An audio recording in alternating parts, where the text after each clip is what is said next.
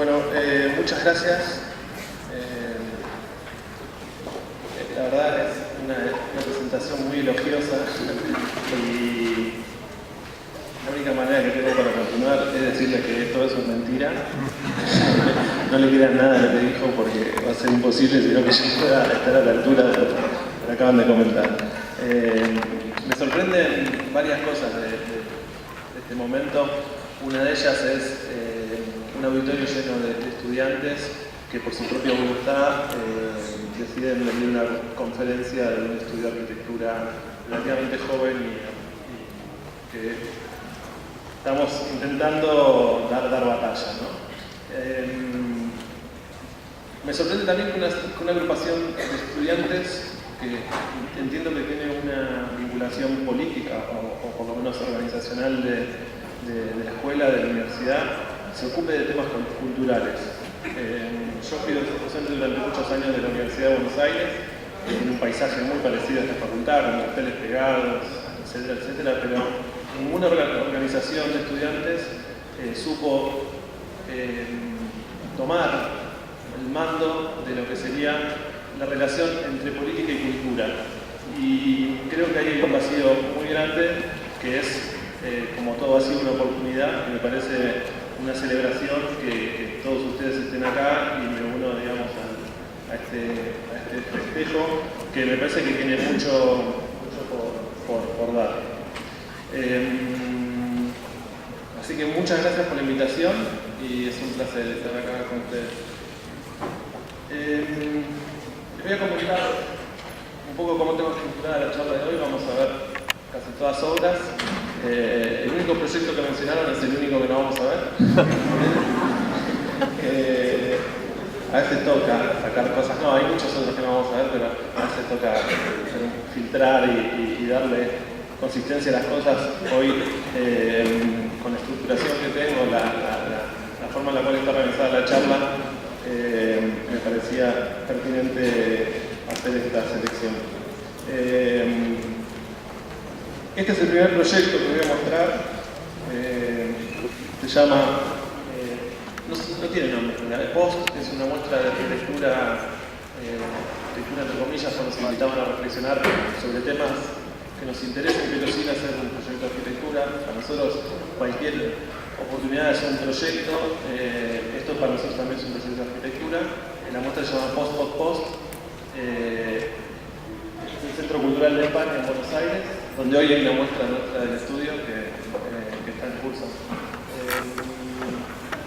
Nos invitaban a hacer una reflexión sobre lo que deseábamos. Un poquito más cerca, ahí, ok, perdón. Y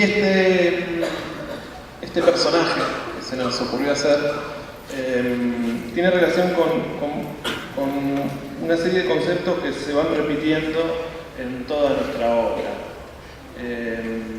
o que intentamos que se repitan en toda nuestra obra, y que fueron unas ciertas ocupaciones o preocupaciones que tenemos desde el principio. Una de ellas, que quizá es la más importante y la que consideramos que cualquier arquitecto debería ocuparse de eso, que es la construcción de un posicionamiento, la construcción de una mirada, una forma de entender el mundo.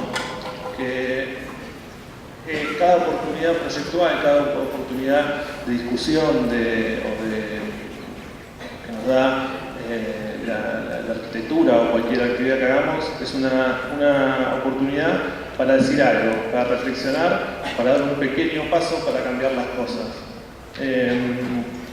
Por eso nos interesaba esta persona caminando en una dirección que no sabemos cuál es, pero que es una dirección que está dando un paso, que está como casi levitando, pero que está firmemente avanzando en un sentido.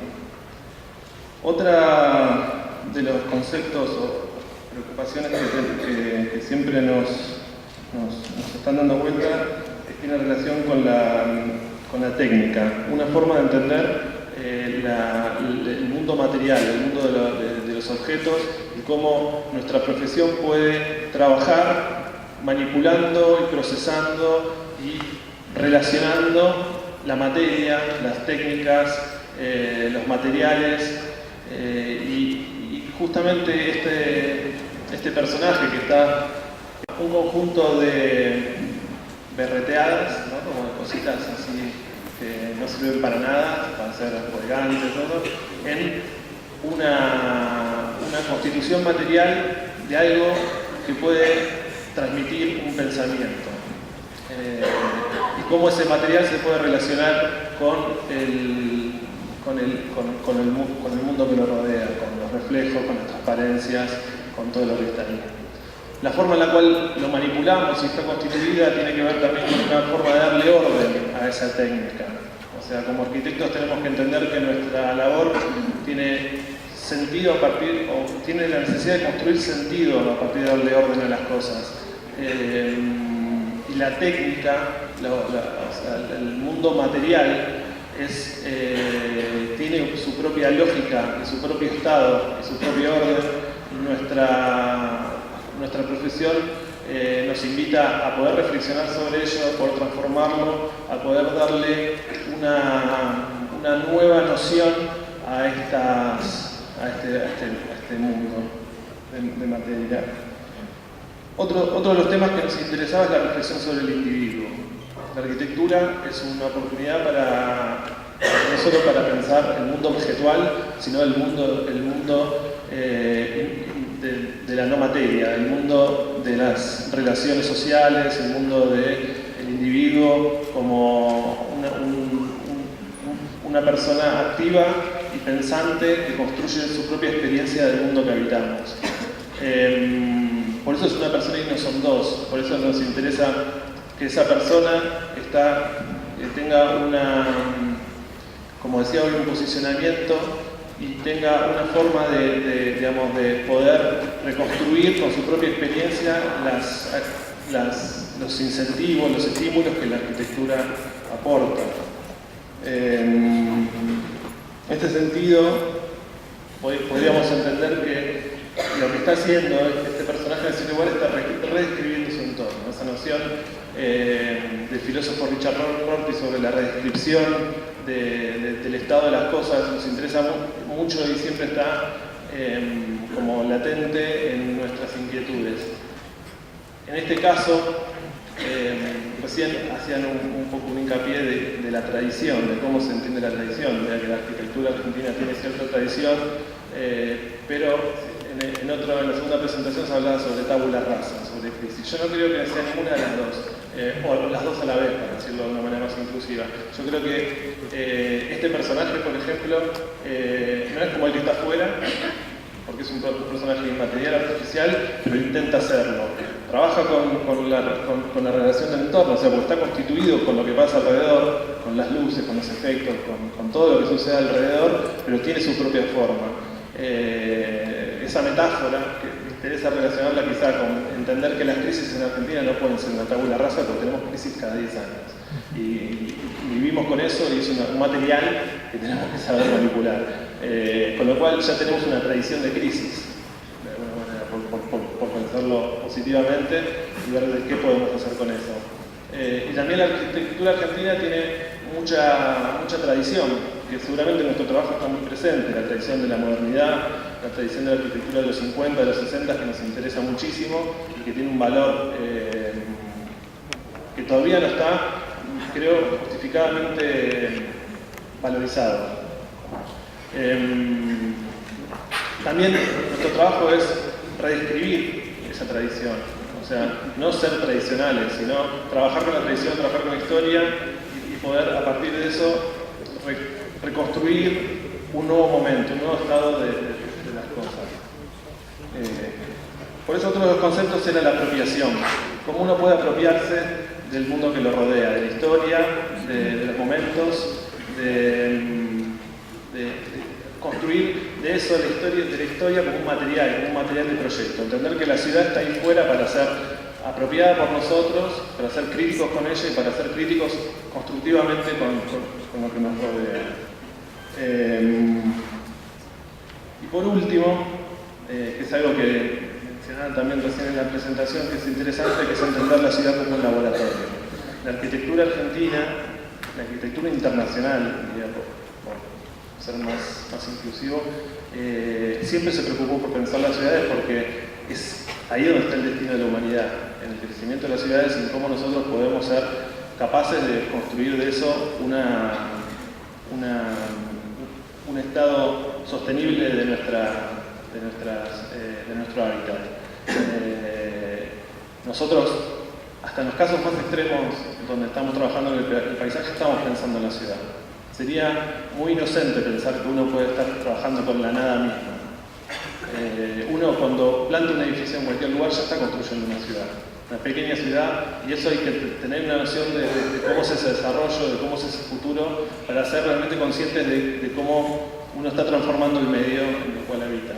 El concepto de ciudad laboratorio es algo que es interesante porque uno toma esto de la apropiación, de entender que la ciudad está en constante dinámica y constante movimiento y que el trabajo que uno hace se inserta como un químico, inserta una molécula en su experimentación y está modificando constantemente el medio. O sea, un edificio puesto en un 866 de la ciudad está transformando el urbanismo, está transformando el ambiente, está transformando la sociedad, la fisonomía de las ciudades, se está transformando todo.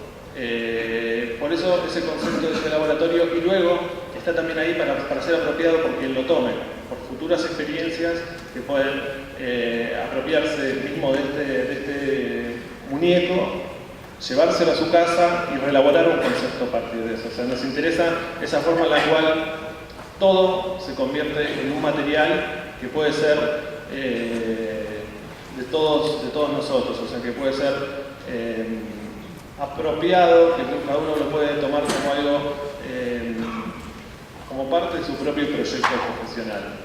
Por eso los invito a que entiendan hoy este trabajo que les vengo a presentar como un trabajo hecho por una oficina que tiene su dosis de autoría sobre las cosas, pero que no nos interesa eso como un atributo, sino más bien todo lo contrario. Nos interesa que el trabajo que hoy les presentemos ustedes se lo puedan llevar a sus casas y lo puedan reproducir automáticamente si les es necesario.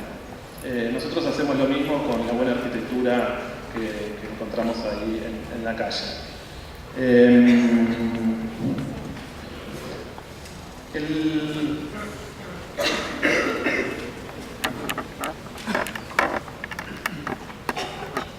En la primera obra que hicimos, que son las Casas Lago, son terminadas en el año 2007, intentamos volcar todo esto que les cuento en una sola obra. Les aseguro que se puede, seguramente ninguna de las obras lo logramos, pero se puede pensar mucho para hacer un proyecto, o se puede ser muy ambicioso. Luego las limitaciones son un material que uno tiene que manipular, que darle forma para que eso se convierta en arquitectura.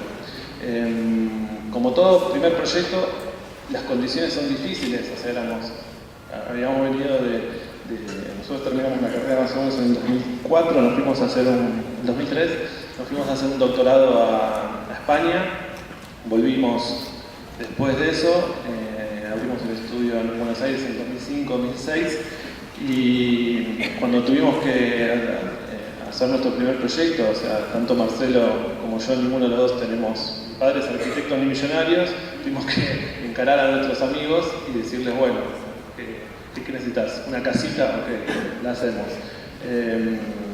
Este fue el primer encargo que tenía muchas complejidades, pero una muy fuerte, que era que teníamos que hacer toda la obra con $38.000. En ese momento era tan poca plata como hoy, menos, un poquito más, pero era un presupuesto muy ajustado.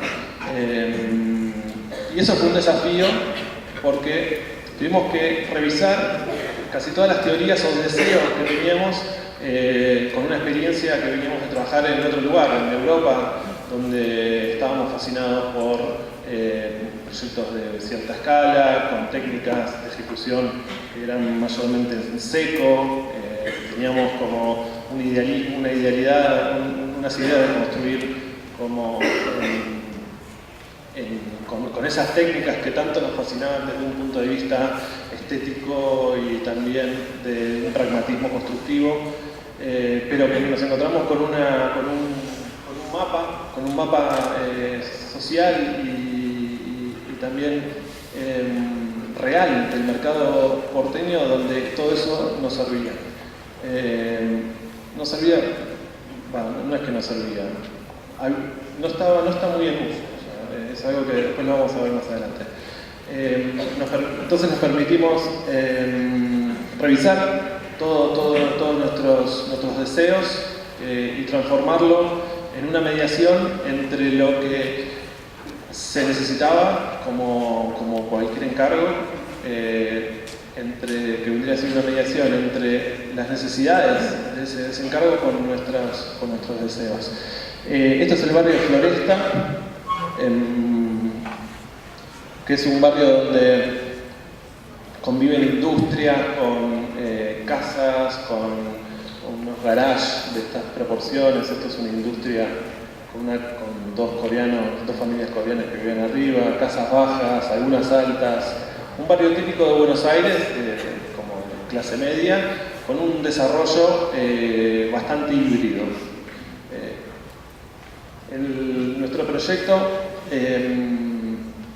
toma como esa noción de hibridez como un material y la transporta en sección, en toda la construcción, pero también en horizontal, con una fábrica existente que estaría por acá, que teníamos que mantener. Entonces tenemos un pasaje que da para la fábrica, una escalera que es exterior, porque por cuestiones de normativa no nos convenía incluir en el volumen edificado, las dos casas de los hermanos Lago y un ambiente más a cielo abierto.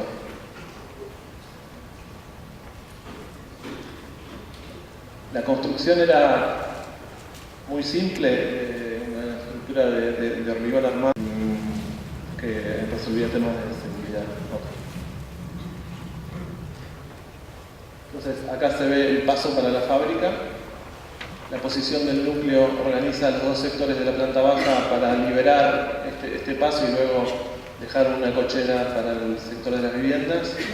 Las viviendas primer y segundo piso tenían una configuración inicial que era esta, donde uno accedía, tenía una pequeña cocina y un núcleo que tenía un baño y dos placards, dividía la zona de dormitorio de estar y estaba pensado para el futuro, que hoy ya es un presente. Ellos tienen un hijo y entonces le queda la habitación del hijo y le queda la planta. Esta es como la parte funcional de la vivienda, pero también nos interesa entender la relación que fue pautada a partir de la posición de un árbol existente, un limonero, que nos dijo que la escalera tenía que venir hacia este lado, y a partir de ahí se empiezan a construir una serie de secuencias, ¿no? Como que esta escalera toma la relación con el núcleo y esta con la cocina y se arma como una especie de mosaico neoplástico que hace que la vivienda tenga mucha fluidez en esta dimensión. Y luego un balcón corrido hacia adelante para, digamos, toda esta sinergia y da un retiro para que se pueda expandir la casa hacia el frente.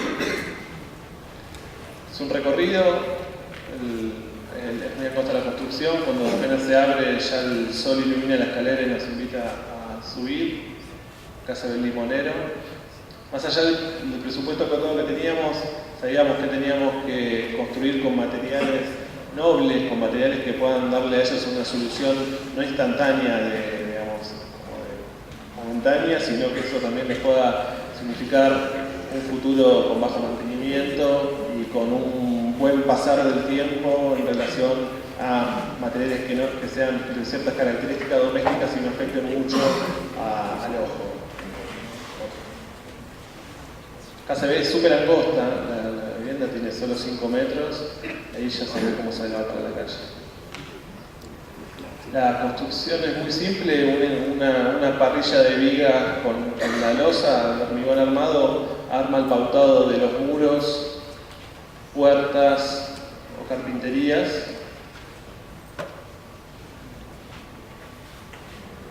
Y acá se ve, ¿no?, cómo pueden convivir en un mismo marco estos actores de esta ciudad. Un encargo parecido, con más o menos 5 años de diferencia, es la Casa Martos, donde una familia, también ellos amigos de los anteriores, nos pidieron de repetir la experiencia de la Casa Lago y construir al frente de la casa de sus padres una vivienda. También con un presupuesto muy acotado y con una diferencia que es importante para un estudio de arquitectura, que es la experiencia. Hay algo que acá pudimos sostener con mucha más solidez en nuestro pensamiento, que es que aquellas teorías o insinuaciones que teníamos en relación a las técnicas y la construcción en seco realmente se pueden verificar en una economía real de obra. Eso para nosotros fue muy satisfactorio, no por una cuestión de ego, sino porque lo pudimos repetir, y hoy podemos tener una serie de encargos y proyectos que se demuestran fehacientemente con un control técnico que puede generar ahorros en tiempos, en plazos, y que son algo que nos interesa a nosotros como una noción de un pragmatismo productivo de nuestras obras.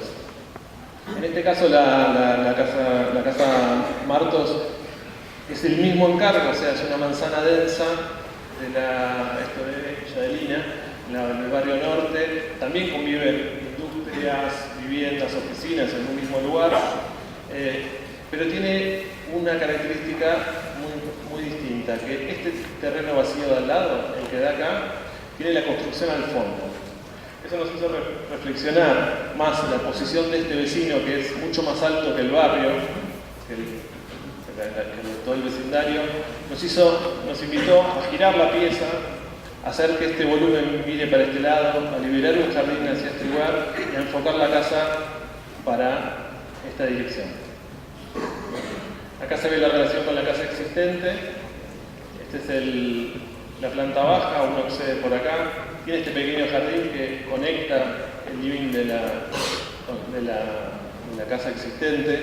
Y acá hay un ejercicio que sí como que nos parece interesante, de cómo entender la historia como un material. O sea, esa casa que está ahí nos insinuó muchas cosas. Nos insinuó que este jardín tenía que ser liberado, que tenían que tener un diálogo estas dos viviendas con este jardín que se eleva ahí, que tiene un diálogo también pictórico, de alguna manera, con los colores que tomamos, más allá de que fuimos para adelante, ¿no? Es una invitación a ir para adelante, y también funcional, que esta circulación que tenemos acá, que pasa por este lado, uno pasa por esta casa, llega a la velocidad del porche de la vivienda y entra ahí. Y esta casa hace un paso atrás con este volumen que tenemos acá en el estudio para entrar directamente por este costado.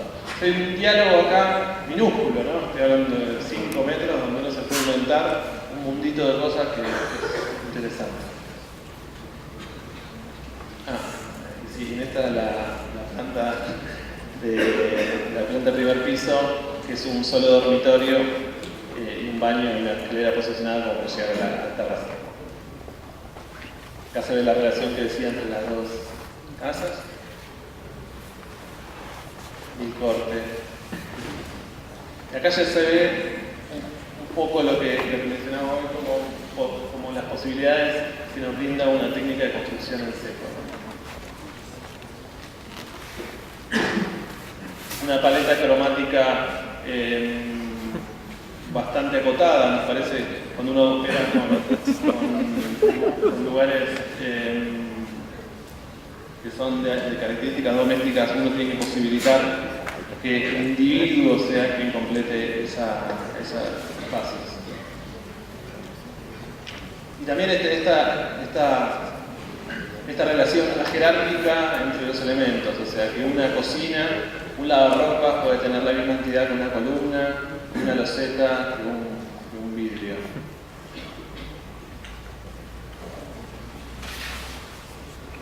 Esto es cortado, ¿sí? ¿No? Sí.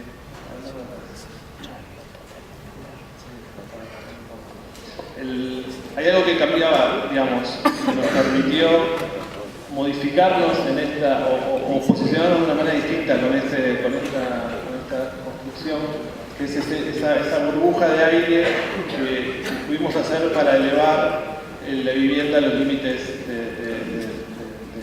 del vecino.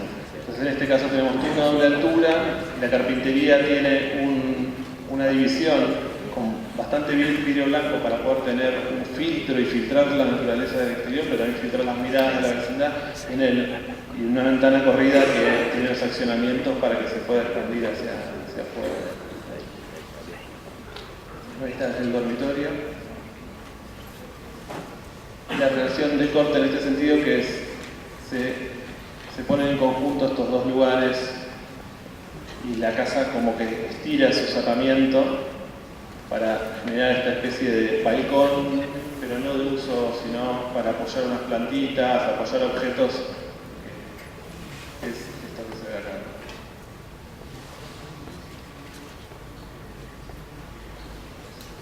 Ahí se ve cómo se conectan. Entonces la casa, en vez de tener un frente y a los 15 metros, 17 metros tener otra casa, tiene todo este paisaje, que es una de las secciones más importantes de la vivienda. Y de eso creemos que se trata un poco uno de los puntos intensos que queremos ensayar en nuestros proyectos, que es eso que comentaba hoy, lo de construir un punto de vista, construir un posicionamiento y entender que una obra debe presentar una forma de ver el mundo, una forma de ver su entorno, una forma de ver la ciudad.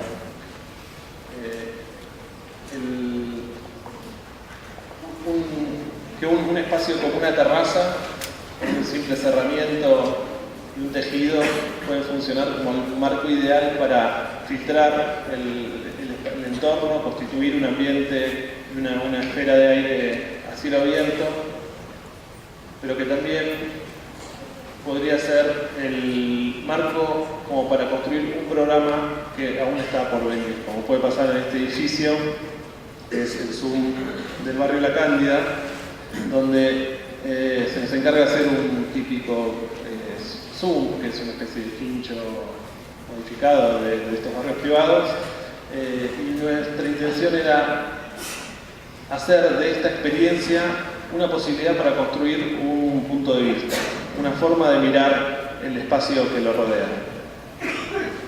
El edificio casi se limita a hacer ese ensayo, a entender que es un ejercicio sobre cómo uno puede mirar el entorno, de cómo el edificio funciona también como una especie de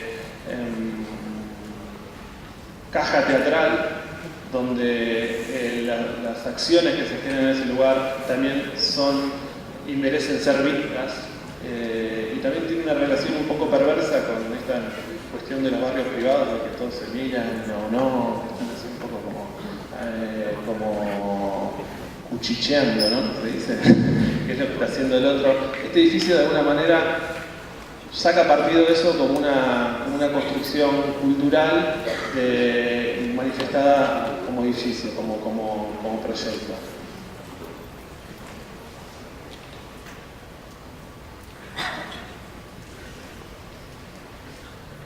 Es un edificio muy simple, tiene un programa, acá están todos los planos que hicimos para la obra, tiene un salón grande, atrás unos vestuarios que sirven para unas actividades deportivas que están alrededor. Eso pauta la estructuración que tiene en 1/3 y 2/3 la planta, y esto hace como este techo muy repetido en la arquitectura moderna, muy al Niemeyer, O'Reilly, estos brasileños que hacen este vuelo mariposa en los techos. Acá nos sirve para estructurar el programa, reducir las aguas y hacer un edificio que tenga unas particiones de vidrio o venecita, como pueden tener ahí, que esté bien dirigida hacia donde uno quiere ver, pero que luego se manifiesta de una forma bastante ambigua a la hora de cuando uno lo ve desde el exterior. Uno podría decir que acá el material es el negro, que ya deja de ser el vidrio o venecita, sino que con lo que uno trabaja son con las texturas y con los reflejos. A la noche el edificio se convierte en una pieza de referencia del lugar. Nos parecía que el lugar tenía como un interés por su vegetación muy interesante y que el edificio tenía que construir ese punto de referencia para ese lugar. A escasos metros del Zoom, un tiempo atrás habíamos hecho el Clubhouse de ese mismo barrio, y en este caso también nos interesaba construir un nuevo posicionamiento de lo que significa hacer un programa de estos en un barrio, pero también nos interesaba construir una mirada o una redescripción de la naturaleza que hay en ese lugar. El edificio tiene un programa muy simple, tiene un pequeño bar, un gimnasio y un spa, y como podrán ver está construido en el agua. Esa redescripción de la naturaleza trasladada al mundo material nos invitó a hacer una reflexión de cómo podemos nosotros con nada, con lo que teníamos alrededor, poder construir un diálogo entre lo que estaba ahí presente y el edificio mismo. Por eso el edificio tiene un cerramiento, un poquito para atrás. Tiene un solo cerramiento que gira alrededor del edificio, que es con vidrio verde. Son dos tipos de vidrio, uno es el vidrio laminar de seguridad, color verde, que nos deja tener las vistas hacia el entorno, y el otro, que es este detalle que tenemos acá, que es el de la pared, es un estucado con reciclado de botellas de vidrio, que hicimos una selección según los pigmentos de cerveza, vino y sidra, que nos daba como esa textura que de alguna manera tiene como una cuestión muy vegetal, ¿no? Artificialmente vegetal, y que nos dio esta foto que casi podríamos decir que está construida con los elementos de su alrededor, ¿no? Como que tomamos un poco de los colores que tenemos ahí de los pastos, los llevamos a la pared, y los reflejos del agua también se van dando por el vidrio, que va haciendo destellos cuando uno se va moviendo. Luego la estructura es bastante simple, como el suelo es muy bueno, nos dimos cuenta que haciendo un pilotaje de 6 metros podíamos dar con ese deseo de construir un edificio en el agua.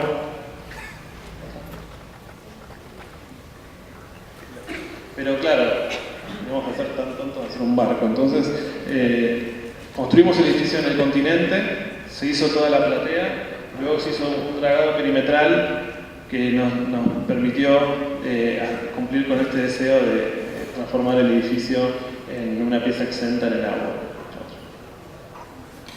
Entonces, esta es la parte uno llega por acá en auto, el barrio tiene toda una curva por acá, que es un paseo perimetral al lago. Uno llega acá y ya uno cuando deja el auto tiene que caminar estos 50 metros, que son como una especie de ámbito de distanciamiento de la sensación que tenemos cuando uno está pisando tierra y tiene un paseo por el agua que eso lo invita a estar predispuesto de otra manera para entrar a un edificio que tiene características de ocio. Entonces cuando uno hace este recorrido, en vez de entrar directo y hacer como algo mucho más funcional y objetivo, hicimos esta curva que nos invita, como que hace todo un recorrido por el lago, uno va mirando todo el entorno y pincha, desde acá tiene todas las vistas largas y pincha la pieza desde este lado de acá. Llega un hall, desde este lado queda un bar, todas estas son las partes húmedas, esta es la parte del sector de spa y este es el gimnasio. Es una pieza que es simétrica, como en los dos ejes, luego por el posicionamiento de estos espacios húmedos ya se direcciona hacia donde están las mejores vistas para este lugar, porque el sitio no era simétrico. O sea, nos interesaba también tener esa perversión, como con una pieza que no tiene como buenos y malos, espaldas o aberturas, sino que es toda continua, pero luego un ligero posicionamiento del núcleo interior sí cualifica y le da jerarquía hacia otros espacios que lo necesitan. Entonces cuando uno va paseando por acá, va descubriendo todo el entorno, pero también va descubriendo el edificio. Es como esa reflexión que hace Iñaki Ábalos sobre la arquitectura de Burle Marx, ¿no? Cuando habla de una experiencia sinestética, una experiencia que incluye en su estética la capacidad de movimiento, y a partir de ese movimiento uno va reconstruyendo constantemente esa sensación que tiene, en ese caso de Burle Marx, esos paisajes hermosos que hacía. Desde el interior el edificio también es continuo y tiene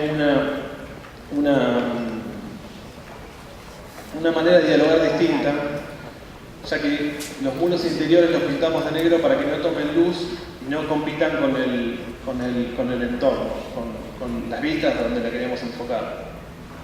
Entonces, de esta manera, cuando un vidrio se pone por encima de un muro negro, se transforma en un espejo, como puede ver ahí, y nos interesaba como reconstruir con estos vidrios y estas posiciones como un sistema de reflejos que formen como un punto de referencia y también autodestrucción de esas referencias del entorno que uno tiene al lado.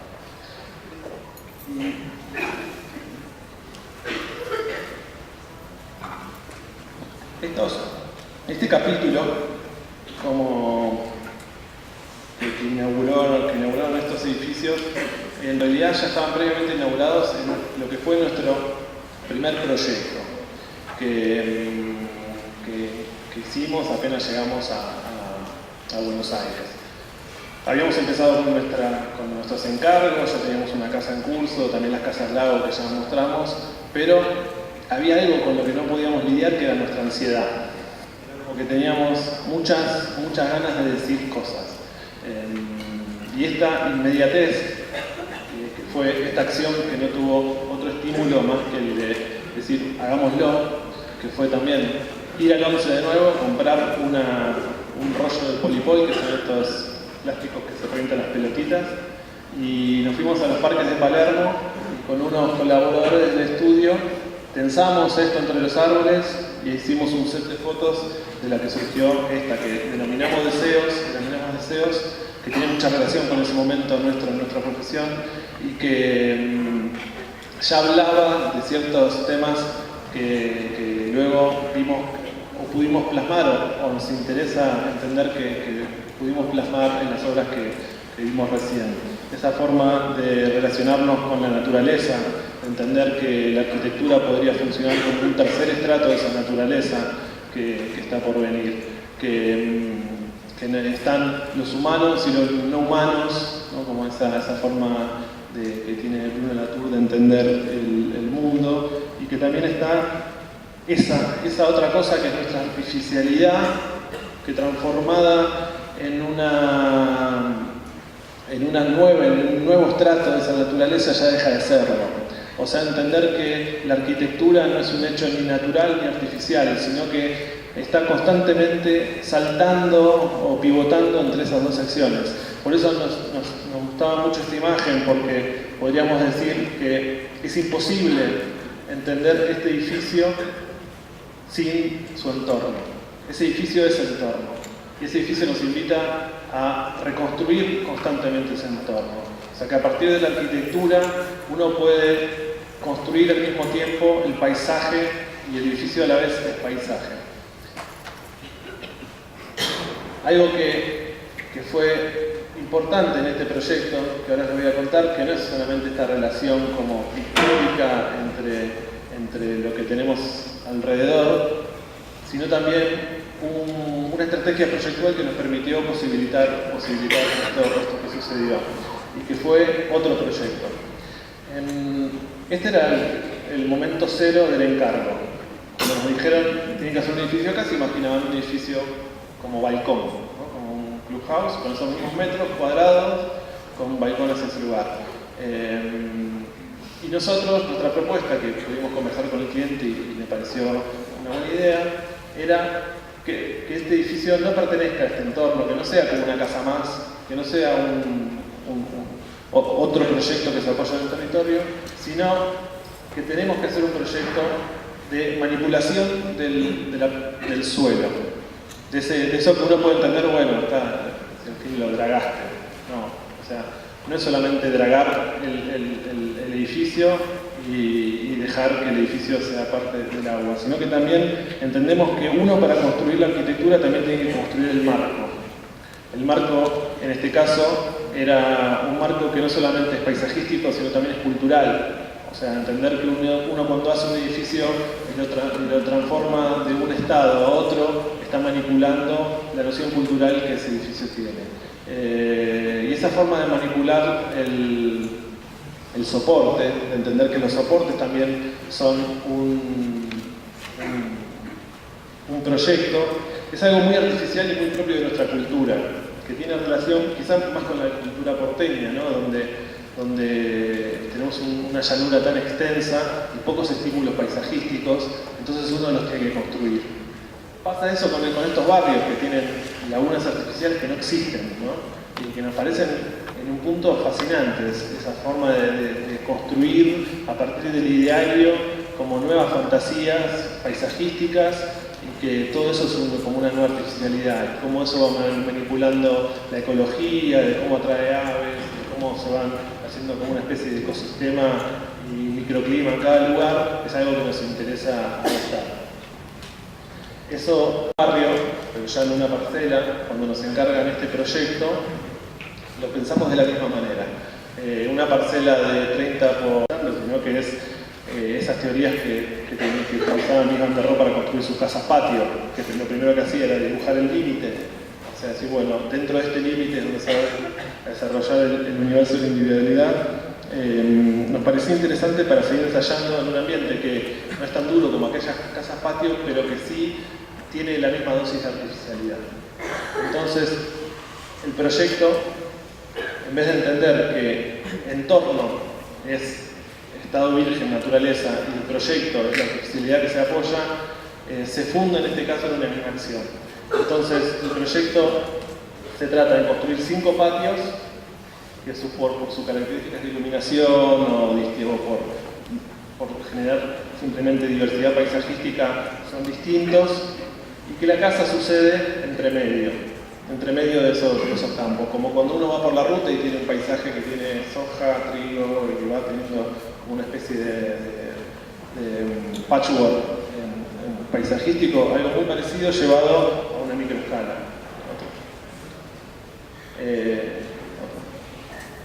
Entonces la casa tiene estos 5 patios y estas calles son donde se desarrolla el programa. Estos límites donde se corta la parte construida son los retiros, están dados por normativa, y este se corta antes para dejar espacio para la pileta. Otro.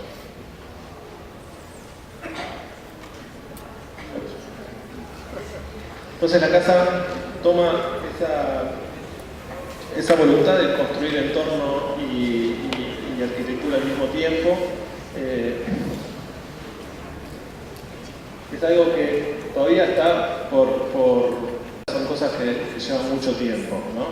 Pensar que este olivo que está plantado ahí se compró con el máximo tamaño que se podía encontrar, y aún todavía no cumple con las funciones que requiere para el proyecto, que es un olivo que en un futuro va a tener una copa de este tamaño. Lo mismo que unos árboles que están por acá, y estos que son unos sauces que van a completar este lugar. O sea, nos imaginamos esos jardines muy densos de vegetación, y son también de alguna manera funcionales a los requerimientos de la vivienda. Y no solo funcionales, sino que también activan los reflejos de la vivienda. Una casa que está construida con solo 3 detalles constructivos, que son bastante simples: una platea donde se apoya, con una estructura muy atomizada, con lo cual no requiere grandes fuerzas estructurales, o la elección del vidrio plano, o unos paneles térmicos de chapa de lucín con poliuretano inyectado, o unas carpinterías correderas donde están las terrazas. De esta manera se va configurando todo el sistema de la vivienda. Es una vivienda que tiene como unas fuertes características industriales, que está hecha con todos materiales que no son por lo general utilizados para... O sea, estos paneles son utilizados más para para edificios industriales, pero con un cambio de color uno puede darle una dosis de domesticidad y sensibilidad. Ahí se ven los tres detalles con el panel, los vidrios planos y las correderas cuando hay terraza y la vivienda. Hay algo que es interesante, o que es importante contar. Es una casa hecha para una pareja mayor. Ellos no tienen hijos, no van a tener hijos, y que deseaban tener una casa grande en metros, una casa de 180 metros cuadrados para dos personas es bastante grande, pero una complejidad era cómo construir una casa con buena superficie, pero que ellos no tengan espacios grandes donde se sientan solos en su cotidianidad. Con lo cual, conversando con ellos, llegamos a la decisión de hacer una casa que tiene constantemente 4 metros, pero tiene unas distancias y unas diagonales, una forma de atravesar la casa que es bastante particular. Y una dinámica de cambio en estos espacios, que son los espacios que se usan de día, es bastante interesante. Entonces ellos llegan con el auto, como cualquier barrio, entran, pasan este sector húmedo, tienen acá todo este espacio público, una cocina que no invita mucho a cocinar porque a ellos no les gusta cocinar. Y luego atrás, sí, con esta parte de baños y vestidor, el dormitorio con esta especie de paisaje encerrado para este lugar. Para acá la parrilla con la pileta.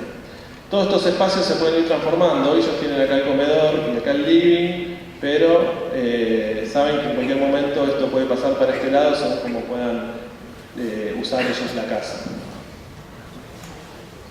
Y uno de la casa es como también muy dinámica. Esta idea de construir un fuerte perímetro, como estas paredes de las casas patio, pero en este caso vegetal, nos invitaba a tener una relación muy conectada en las transparencias que tiene la casa. Uno está constantemente en contacto con el exterior y cada mirada termina siempre en la industrial del frente.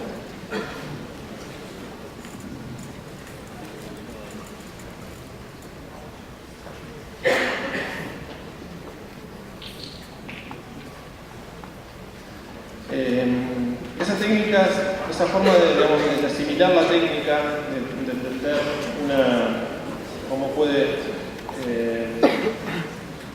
la construcción en seco posibilitarnos no solo una cuestión de rapidez de ejecución, de pragmatismo constructivo, también entendemos que esa técnica tiene una expresión estética que uno puede explotar. En este caso, este es el proyecto de Hidroaluminium, la marca de perfiles de aluminio, que nos encargaron de hacer al frente de su planta industrial un edificio de oficinas con una terraza jardín. El edificio tiene una gran planta industrial a su borde y de alguna manera equilibra el conjunto con este volumen que aparece acá, ¿no? Como que pone en relación lo que podría haber sido un frente largo, como casi todas las industrias, que son así cajas rectas.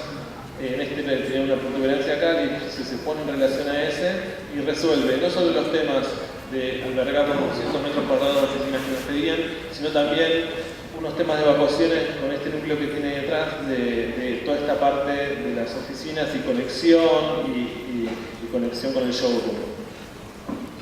O sea que el edificio tiene dos partes, una es la planta diáfana de oficinas y otra es esta parte de escalera que sirve para el edificio de atrás y unos servicios que se posicionan en el primer piso que sirven también para la parte de atrás. Y luego una terraza jardín que es para los empleados de este lugar, pero también para los operarios que trabajan en la fábrica. Entonces, la planta es bastante simple, es la parte como que comparte usos, luego la configuración de oficina que puede hacer de la manera que quieran, y la terraza jardín. De nuevo, el edificio, este proyecto plantea ese vínculo con el entorno, como que estos paneles de chapa ondulada lo que hacen es como producir una vibración de los reflejos que lo rodean. Y es simplemente estos dos detalles, ¿no? Vidrios de muro cortina modulados a 1 metro para que puedan tener una practicidad, luego como apoyan tabiques y que no caigan en cualquier lado, y este muro ciego, que es un muro de chapa plegada compuesta. Ahí se ve cómo centra el edificio y los interiores.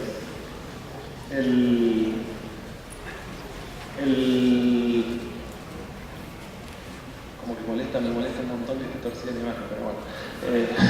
Esto es un espacio recto, no tiene tanta torcida.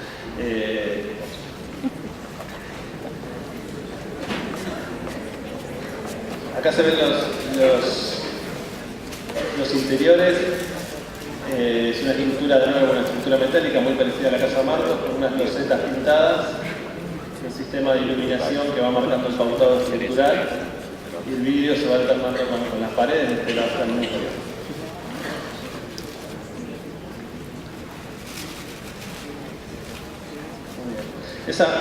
Esta como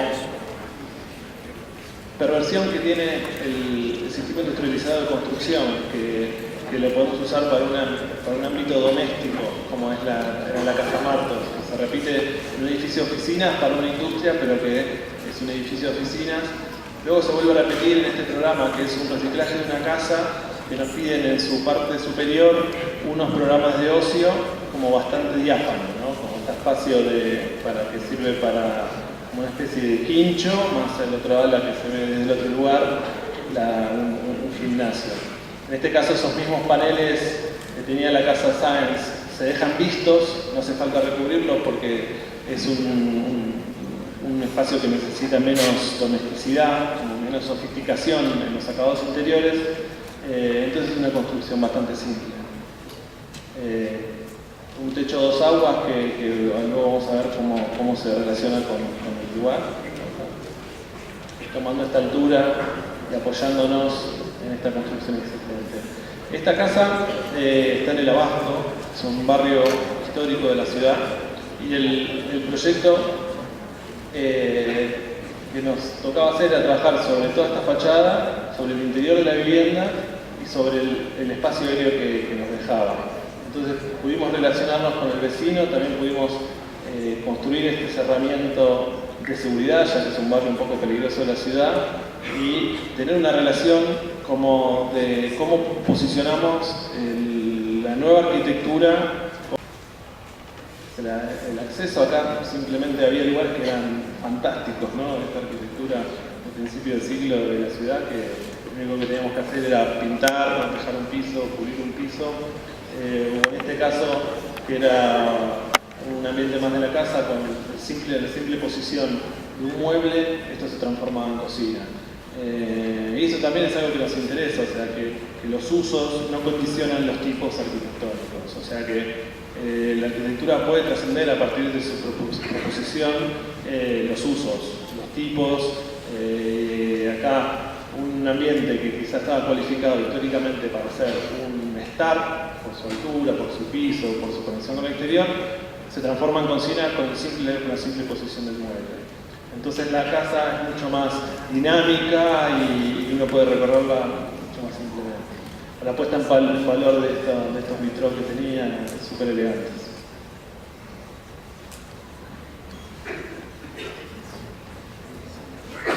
Lugares donde el piso estaba en mal estado, se decidió pintarlo. Es como algo que me interesa contar porque cada proyecto también tiene que manipular su grado de ambición. Entender dónde uno pone el foco y qué es lo que le interesa contar de un proyecto. Entonces, había lugares donde simplemente decidimos dejarla pasar. Decir, bueno, acá se restaura, se ponen bien las cartelerías que hay que poner y listo.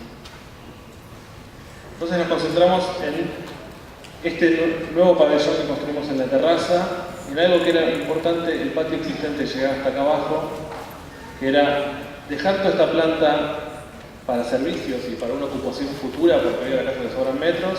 Construimos una losa acá para que esta planta pública, que es la planta donde está la cocina, el estar comedor acá, tenga un patio y una salida y una conexión ahí. Y de esta manera configuramos un sistema de patios que con una circulación exterior uno puede ir recorriendo y tenemos acá como una especie de burbuja de aire exterior que es muy agradecida en un entorno urbano y denso como es el Abasto.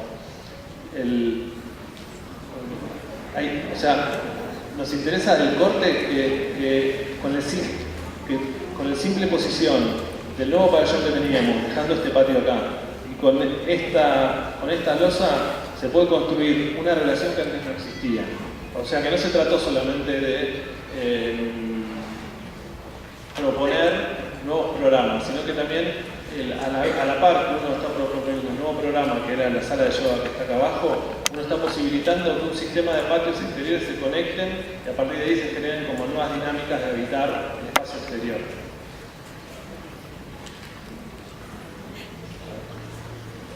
Acá se ven los tres patios. Este es el patio profundo de la parte diurna de la casa, que conecta con este patio por esta escalera. Acá están los dormitorios, sigue subiendo y llega a la parte del quincho.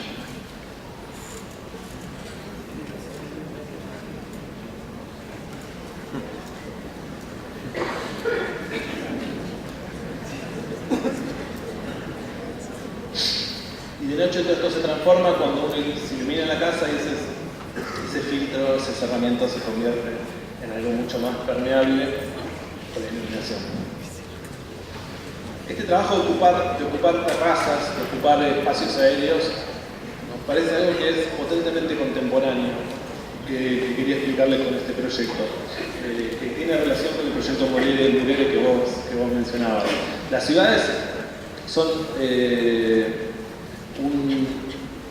se están densificando y hay que detectar cuáles son las oportunidades que tenemos nosotros para ocuparlas. Y las ocupaciones no son siempre demoler y hacer de nuevo, que quizás sirve para cuando uno tiene un edificio, redensifica un lugar, inserta una nueva densidad y eso es saludable. Pero hay momentos en los cuales uno tiene que hacer operaciones que sabemos que van a ser momentáneas. Edificaciones que sabemos que van a ser momentáneas y que están a la espera de una nueva densidad que está por llegar. En este caso la Casa Núñez, Casa Núñez, nos toca operar sobre esta vivienda que es un PH, que tiene un living comedor ahí, un acceso por esta escalera y una terraza que era de servicio. Como todas las terrazas históricas de Buenos Aires que están dedicadas al lavadero, es una locura tremenda, ¿no? Porque el verdadero espacio de conexión y expansión de la ciudad confiamos que está en ese aire. Entonces nos toca operar sobre este lugar y tenemos estas medianeras que nos preguntábamos qué hacer. Y lo que pensamos, teníamos también, como siempre en el registro de nuestras mentes, el deseo de tener una ciudad como conectada, ¿no? Como París, de cornisas donde uno no ve medianeras. Pero también tiene su encanto esta ciudad que tenemos como de particiones, de fragmentos, de cosas que no son tan coherentes, tan objetivas. Entonces queríamos proponer algo al respecto, proponer un estado casi diría como híbrido de las dos situaciones, un proyecto que intenta conectar esos puntos, que intenta trabajar con las medianeras como un material de trabajo, pero que ese material no es una cuestión de decir, bueno, no queremos las medianeras, no las queremos ver, sino que es algo un poco más sensible, entiendo, porque pretende como filtrar e insinuar que hay un diálogo entre esos lugares. Entonces el juego que desarrollamos es un une con puntos, es este lugar, donde cada punto es un tensor y de ahí se va sosteniendo una malla de media sombra que luego le voy a explicar qué funciones tiene. Entonces luego la casa en esto quedó igual, solamente hicimos un cambio de programa que ahora les voy a comentar, y la acción que nos concentramos era sobre este lugar. En este que era la planta de la vivienda que heredamos, que tenía 2 dormitorios y un living, con la simple posición de un baño ya se transformó en una planta de dormitorios, el dormitorio principal, los 2 dormitorios de las hijas y el dormitorio de servicio, y luego mudamos a la parte donde más sol y más aire hay de la casa, y donde era el lavadero, todas las actividades diurnas. Entonces hicimos una cocina conectada con un pabellón. En vez de tener una terraza enorme, teníamos una terraza que casi es ambivalente con el espacio interior, donde el espacio interior y exterior tienen como una misma lógica. Y esto nos daba otra terraza más en este sector, que conecta con esto, que nos permitía llegar hasta lo que era el tanque de agua de toda la construcción.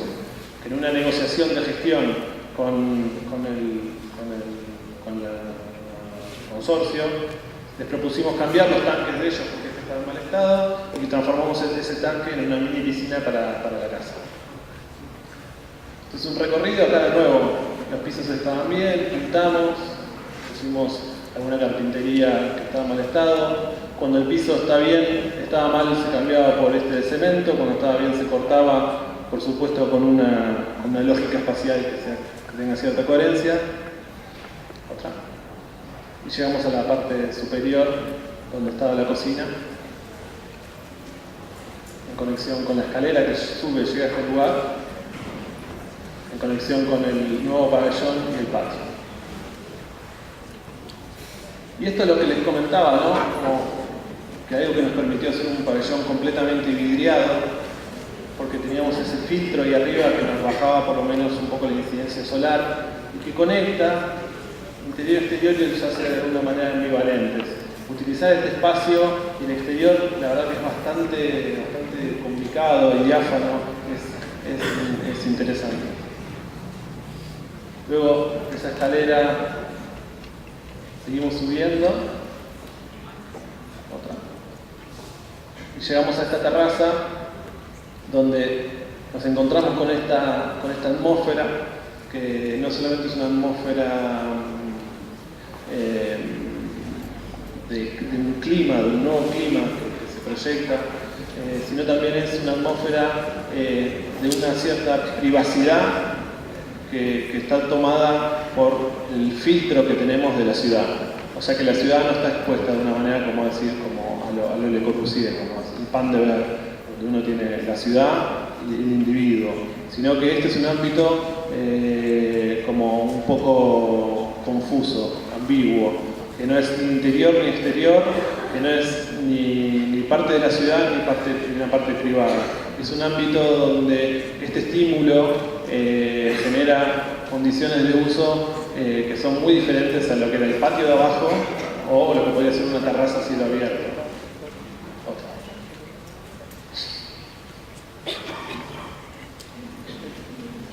Joana, la hija de ella, el privilegio de poder transformar un tanque en piscina, la verdad que estuvo muy bien porque ese tanque se convirtió como en el mirador de la vivienda y un lugar donde poder observar la ciudad. Para terminar les voy a mostrar una serie de edificios que hicimos en el marco de la práctica de fideicomisos, que como decían bien nos encargamos de la gestión. Es algo que es muy común en Buenos Aires, en los profesionales, y que también en nuestra generación nos permitió infiltrar ciertas dosis de arquitectura, como dice Fernando Díaz, el crítico que escribe en Suma. Pero que sí es interesante porque hay como una forma de producir edificios que tienen su lógica económica, su lógica de gestión, y que hoy ya tienen también una demanda de gente que quiere estar en estos edificios, que caracterizan también a un público de una manera y que no es la persona que quiere vivir en una torre, con una reja y con seguridad. Respetamos eso porque es otra forma de ciudad, pero que hoy hay mucha gente que desea vivir en este tipo de ciudad, ¿no? Como muy en contacto con la calle, con la baja escala, con los árboles, y es una buena oportunidad. El primero de los fideicomisos fue el proyecto Ribeños 3182, que es este que está acá, que es una parcela de Buenos Aires del barrio de Núñez, que en su momento estaba bastante degradada y que nos permitió de esa manera acceder a un terreno confiando que había una transformación que estaba por venir. Lo interesante de estos procesos también es que están recualificando la ciudad y la están redensificando, que son dos nociones de urbanismo muy importantes. El hecho de recualificar barrios permite que la ciudad sea dinámica y que los barrios no se degraden y tengan interés para la gente. Y el hecho de redensificar también es un concepto de sostenibilidad que nos interesa porque permite que la ciudad haga un mejor uso de sus infraestructuras y de las distancias que tienen las cosas en relación a la vivienda, al trabajo. Un claro ejemplo de esto era que en este lugar había un chalet que tenía 280 metros cuadrados, donde vivía una familia que tenían 2 hijos, o sea, 4 personas, en la misma parcela, en el mismo lugar. En ese lugar se hizo la compra del terreno, nosotros construimos este proyecto donde con un poco más de spot, son 360 metros cuadrados construidos, agregamos muy poca superficie, pero proyectamos 8 unidades, con lo cual la densidad habitacional, esto que es pequeña escala, ¿no? Pero un edificio chiquito, pero entendemos la ciudad que está constituida por estos casos, es una forma muy interesante de entender que esto no es un edificio, sino que también es un ejercicio de urbanismo. Entonces, el proyecto es como en 2 bloques, típico de la problemática de construir entre medianeras en Buenos Aires, que necesitamos liberar el espacio al medio, y adoptamos esa estrategia que tiene la casa de Puruchet, de liberar el espacio adelante para llegar a la escalera, en ese caso la rampa, nosotros la escalera, y luego apoyar el espacio de atrás para que tenga contacto con el suelo. Y más allá de que teníamos que insertar 8 unidades que son de escala chica, confiamos que en la cualificación espacial de cada unidad había un valor que le podíamos dar al proyecto. Este es el acceso, que tiene doble función, que acá irían 4 autos y también el paso peatonal, que nos permitió también ensayar una forma de diluir 2 programas que tienen características muy fuertes en la presencia de los edificios de cualquier lugar, que son las cocheras, que por lo general es hormigón y punto, o los halls, que por lo general son mármol y a lo grande. Entonces, pudimos hacer una mezcla de los dos e intentar hacer una nueva forma de mirar estos 2 programas en su mestizaje. Hacia atrás el edificio es bastante cerrado porque le da el sol del oeste y las unidades tienen doble altura, están con el patio, con un cerramiento de malla microperforada como es la que se ve antes, y en la doble altura un vidrio para que se ilumine la pared. Otra. Y los espacios interiores, ¿no? Que no tienen una cualidad espacial predefinida, sino que son como una especie de burbuja que permite distintas apropiaciones de los usuarios. O sea, nos gusta cuando visitamos las viviendas y los usuarios terminan configurándola con un mueble, con la pintan de un color que les gusta. Nos interesa esa arquitectura abierta a las múltiples apropiaciones que puede tener la gente. Y también hay algo, este edificio que hicimos con Fragler Wright. Este es otro proyecto que nos invitaron a hacer en una muestra del edificio Fragler Wright, cumplía 50 años en Guggenheim. Invitaron a arquitectos, artistas y diseñadores del mundo a hacer una propuesta sobre ese vacío, como una forma de celebración para una muestra. Y nuestra pregunta fue si el vacío existe, o entender por qué llamamos los arquitectos vacío al aire, ¿no? ¿Por qué no podemos pensar que ese espacio, que siempre fue pensado como un vacío, está lleno de aire, y ese aire puede ser también un material de proyecto? Entonces, en vez de trabajar sobre el resultado, lo que hicimos trabajar sobre una plataforma que podría construir esos efectos. Nos trasladamos al ámbito de las técnicas del DJ y robamos de ese mundo materiales que nos permitieron pensar que esta mesa de mezcla, en vez de ser para un DJ de pinchadiscos, podía ser para un Universal Air Jockey, que sería un manipulador del aire en tiempo real. Entonces la mesa tiene un sector para manipular los elementos de nuestro hábitat y que por más pequeñas que sean las intervenciones, uno tiene que tener la responsabilidad de pensar en ese colectivo, en esas cosas de tamaño. Y que la ciudad está ahí y que es algo de lo cual nos podemos apropiar, nos debemos apropiar y que es una experiencia intensa si uno lo entiende eso como un material proyectual. Muchas gracias.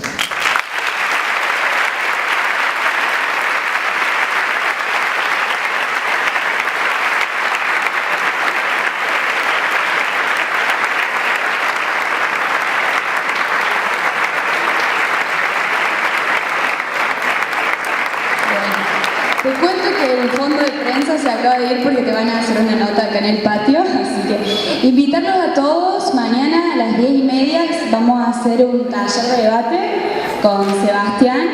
Va a ser a las 10:30 de la mañana en el módulo verde. Va a haber trabajos de arquitectura expuestos y bueno, en base a eso van a surgir conceptos para poder hacer la charla de debate. Así que los esperamos, pásense por la mesita a buscar las invitaciones. A las 10:30.